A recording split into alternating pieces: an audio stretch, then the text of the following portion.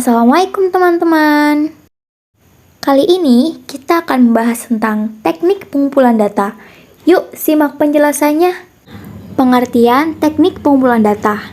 Teknik pengumpulan data merupakan teknik atau metode yang digunakan untuk melakukan pengumpulan data yang kemudian akan diteliti oleh peneliti. Artinya, teknik pengumpulan data memerlukan langkah yang tepat, sistematis, dan strategis agar bisa mendapatkan data yang valid dan akurat sesuai dengan kenyataan yang terjadi di lapangan. Nah, selain itu, terdapat beberapa pengertian pengumpulan data menurut para ahli. Di antaranya adalah Zaman Satori dan Aan Komariah mengemukakan bahwa pengertian pengumpulan data yaitu merupakan pengumpulan data dalam penelitian ilmiah adalah prosedur sistematis untuk memperoleh data yang diperlukan. Sedangkan menurut Ridwan mengatakan pengertian dari teknik pengumpulan data sebagai teknik atau cara-cara yang dapat digunakan oleh peneliti untuk mengumpulkan data. Dan menurut Sugiono mengungkapkan teknik pengumpulan data sebagai langkah yang paling strategis dalam penelitian karena tujuan utama dari penelitian tersebut adalah untuk mendapatkan data. Macam-macam teknik pengumpulan data. Penelitian di samping perlu menggunakan metode yang tepat, juga perlu memilih teknik dan alat pengumpulan data yang relevan. Penggunaan teknik dan alat pengumpulan data yang tepat memungkinkan diperolehnya data yang objektif.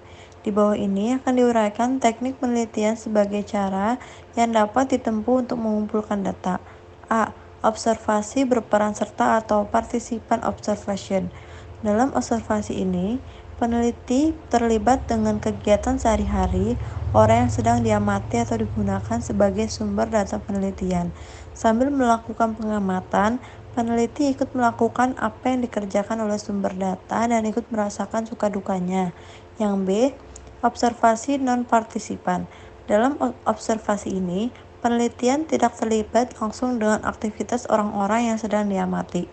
Maka dalam observasi non-partisipan, penelitian tidak terlibat dan hanya sebagai pengamat independen. Dari segi instrumen yang digunakan yaitu 1. Observasi terstruktur. Observasi terstruktur adalah observasi yang telah dirancang secara sistematis tentang apa yang akan diamati, kapan, dan di mana tempatnya. Yang kedua, observasi tidak terstruktur. Observasi tidak terstruktur adalah observasi yang tidak dipersiapkan secara sistematis tentang apa yang telah diobservasi. Teknik pengolahan data. Pengolahan data atau disebut proses praanalisis mempunyai tahap-tahap sebagai berikut. 1. Editing data. Proses editing merupakan proses di mana peneliti melakukan klarifikasi, keterbacaan, konsistensi, dan kelengkapan data yang terkumpul. Tujuan editing adalah untuk menghilangkan kesalahan-kesalahan yang terdapat pada pencatatan yang ada di lapangan dan bersifat korektif. 2.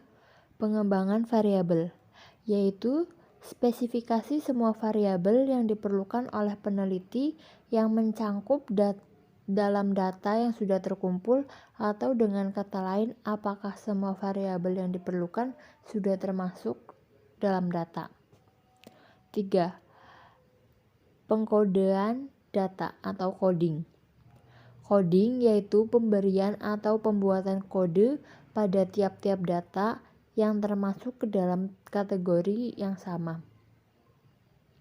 Kode adalah isyarat yang dibuat dalam bentuk angka-angka atau huruf yang memberikan petunjuk identitas pada suatu informasi atau data yang akan dianalisis. Tujuannya yaitu agar data dapat dipindahkan ke dalam sarana penyimpanan, misalnya komputer, dan analisis berikutnya.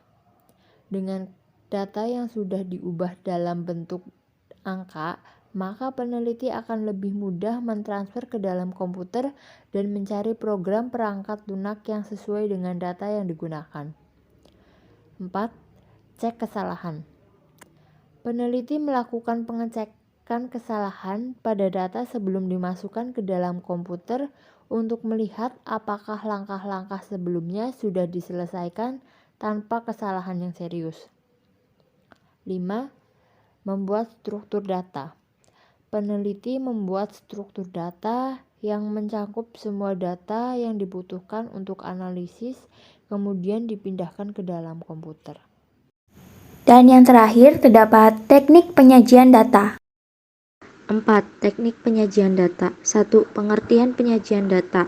Deskripsi data adalah kegiatan menyajikan data dari data yang dikumpulkan.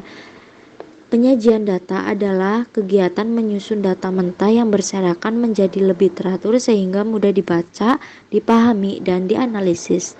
2. Tujuan penyajian data. Penyajian data mempunyai dua tujuan, yaitu A. Penyajian data memudahkan dalam membaca dan memahami data.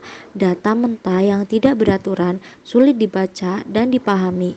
Dengan menyajikannya dalam bentuk tabel atau gambar, maka penampilan dan gambaran data lebih mudah dibaca dan dipahami.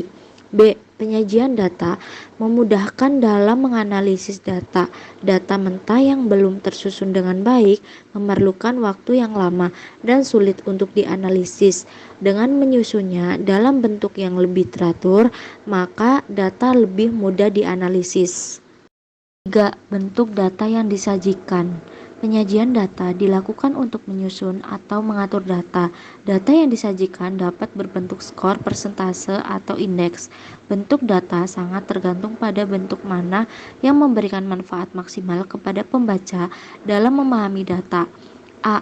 Skor data berbentuk skor merupakan data asli hasil pengukuran. B. Persentase. Data dapat disajikan dalam bentuk persentase. Skor diubah menjadi persentase dengan cara membagi suatu skor dengan totalnya dan mengalikan 100. Misalnya, siswa yang tidak lulus ujian adalah 15 orang dari 50 orang peserta ujian. Data siswa yang tidak lulus adalah 15/50 kali 100 sama dengan 30%. C. Indeks data yang disajikan juga dapat diubah ke dalam bentuk indeks. Seperti juga penyajian data menggunakan persentase, pengubahan ke dalam angka indeks juga dapat dimaksudkan untuk mengetahui nilai suatu skor di antara keseluruhan data. Prinsip dasar penyajian data adalah komunikatif dan lengkap dalam arti data yang disajikan dapat menarik pihak lain untuk membacanya dan mudah memahami isinya. Teknik penyajian data dapat dilakukan dengan 3 cara, yaitu membuat tabel atau daftar, dan grafik atau diagram, dan penyajian dengan narasi. Tabel merupakan kumpulan angka-angka yang disusun menurut kategori-kategori, misalnya jumlah pegawai menurut pendidikan dan masa kerja, sehingga memudahkan dalam pembuatan analisis data. Penyajian data dalam bentuk tabel bertujuan untuk memberikan informasi dan gambaran mengenai jumlah secara terperinci, sehingga memudahkan pengolahan data dalam menganalisis data tersebut.